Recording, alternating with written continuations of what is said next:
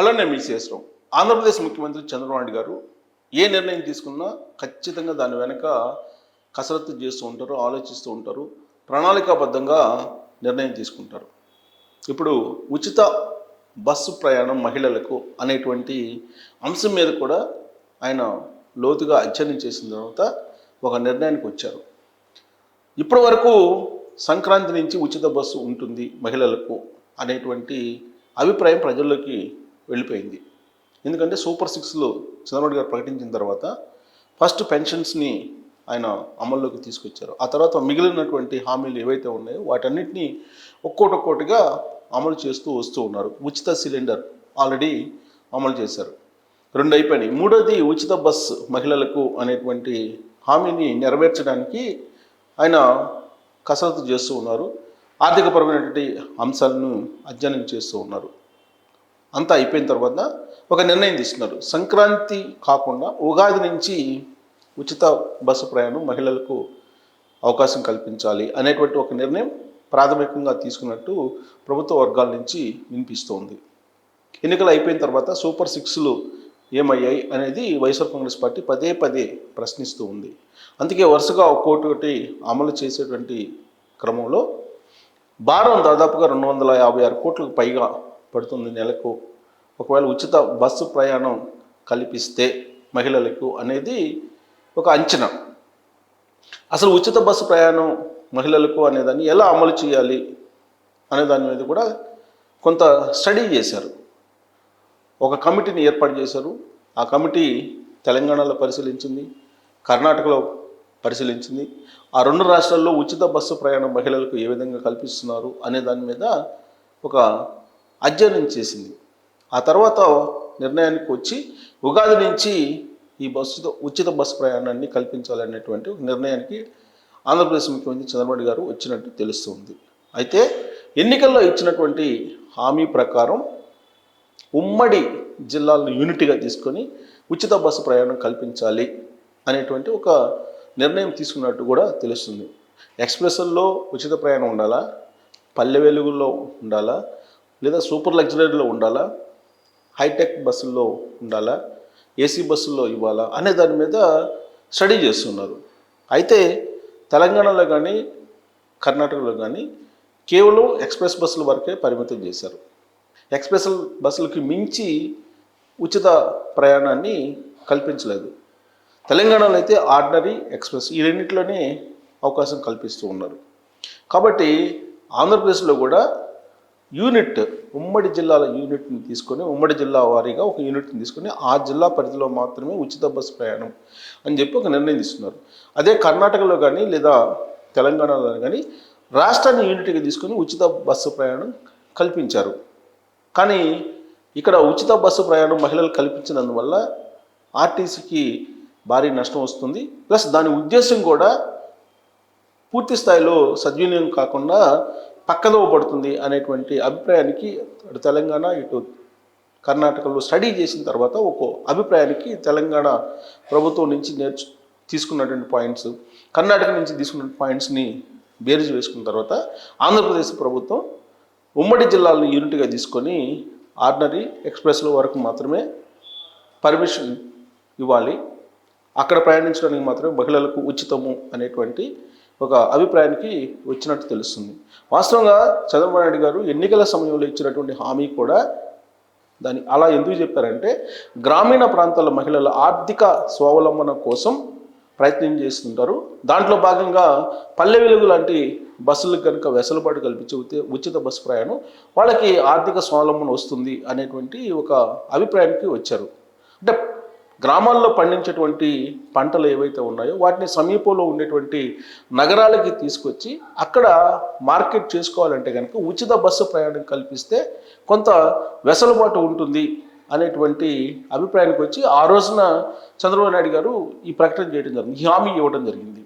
So కాబట్టి పల్లె వెలుగు అలాగే express రెండింటికి కూడా ఉమ్మడి జిల్లాల యూనిట్గా పర్మిషన్ ఇవ్వాలనేది ఒక అభిప్రాయం. అది మహిళల ఆర్థిక స్వావలంబనం కోసం. వాస్తవంగా చంద్రబాబు గారు చెప్పిన దాని ప్రకారం ఉమ్మడి జిల్లాలే వితిన్ ది డిస్ట్రిక్ట్స్లో పల్లె వెలుగులకి ఇస్తానని చెప్పారు.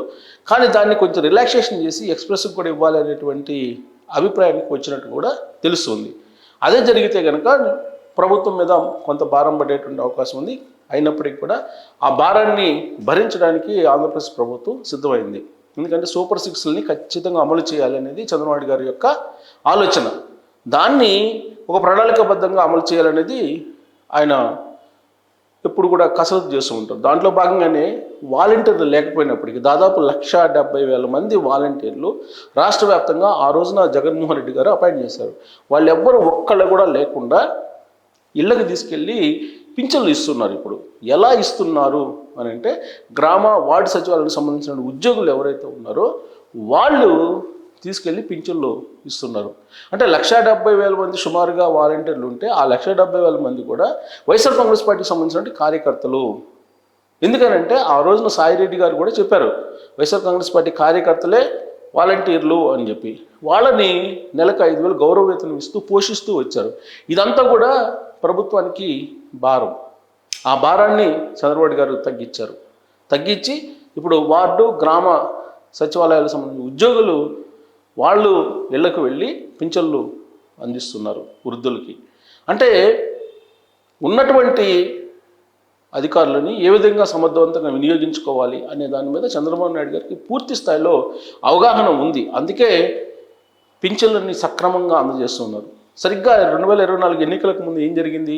ఆ రోజు ఉన్నటువంటి చీఫ్ సెక్రటరీ జవహర్ రెడ్డి గారు ఇచ్చినటువంటి ఆదేశాల ప్రకారం గ్రామ వార్డు సచివాలయాలకు సంబంధించినటువంటి ఉద్యోగులు పింఛన్లు ఇవ్వాలి అని అంటే వాళ్ళు వెళ్ళలేదు కొంతమంది. అలాగే ఎన్నికల కమిషన్ కూడా ఆ రోజున ప్రమేయం చేసుకుంది. ఎన్నికల కమిషన్ కూడా ఆదేశాలు జారీ చేసింది. కానీ వాలంటీర్లు లేనందువల్ల పింఛన్లు అందచేయలేరు అనేటువంటి అభిప్రాయాన్ని సమాజంలోకి బలంగా తీసుకెళ్ళడానికి వైఎస్ఆర్ కాంగ్రెస్ పార్టీ ప్రయత్నం చేసింది. ఎన్నికలకు ముందు 2 నెలలు పింఛన్లు సక్రమంగా అందకుండా చేసింది.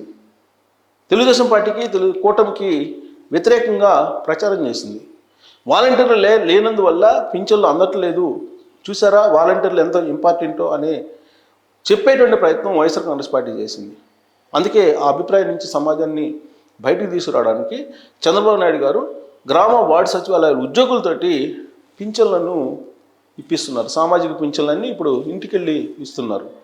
అంటే ఇక్కడ ఎంత అమౌంట్ మిగిలింది? 1,70,000 మందికి గౌరవ వేతనం ఇవ్వడంతో పాటు వాళ్ళ మీద రకరకాల ఆరోపణలు ఉన్నాయి. పవన్ కళ్యాణ్ గారు చెప్పిన దాని ప్రకారం ఒంటరి మహిళలను టార్గెట్గా చేసుకుని వాలంటీర్లు అనేక చోట్ల ఇబ్బందులు పెట్టారు అనేది ఆయన చేసినటువంటి ఆరోపణ. అప్పట్లో దాదాపు 30,000 మంది మహిళలు కిడ్నాప్ అయ్యారని కూడా ఆయన చేసినటువంటి ఆరోపణ. దానికి కారణం వాలంటీర్ వ్యవస్థ అనేది కూడా ఆయన చెప్పారు అప్పుడు. ఇప్పుడు ఆయన చెప్పడం కూడా వాలంటీర్ వ్యవస్థ గురించి ఆయన చెప్తూ కూడా అది చట్టబద్ధత కాదు, చట్టబద్ధత కానిటువంటి వ్యవస్థను ఏ విధంగా రెగ్యులరైజ్ చేస్తామని చెప్పి కూడా పవన్ కళ్యాణ్ గారు అంటున్నారు. అంటే వాలంటీర్ వ్యవస్థలో తీసివేయటం ద్వారా ఒకవైపు రాష్ట్ర ప్రభుత్వానికి ఆదాయం రావడంతో పాటు ఖర్చు తగ్గడంతో పాటు ఇప్పుడు ఉన్నటువంటి గ్రామ వార్డు సచివాలయ సిబ్బందితోటి సామాజిక పింఛన్లను ఇప్పిస్తున్నారు చంద్రబాబు నాయుడు గారు. అంటే తక్కువ యంత్రాంగం ఎక్కువ పని అనేటువంటి కాన్సెప్ట్లో ఆయన వెళ్తున్నారు. అందుకే స్మార్ట్ వర్క్ అని చెప్తున్నారు. సో ఇప్పుడు బస్సుల విషయంలో కూడా ఆయన చెప్పిన ప్రకారమే ఉమ్మడి జిల్లా యూనిట్గా, అంటే 13 జిల్లాలు ఆంధ్రప్రదేశ్లో ఉమ్మడి జిల్లాలు, ఈ 13 జిల్లాలను యూనిట్గా తీసుకుని వితిన్ ది డిస్టిక్ మాత్రమే మహిళలకు ఉచిత ప్రయాణం ఇవ్వాలని దానికి సంబంధించినటువంటి బ్లూ ప్రింట్ని తయారు చేస్తున్నారు. అది ఇంకా సిద్ధం కాలేదు.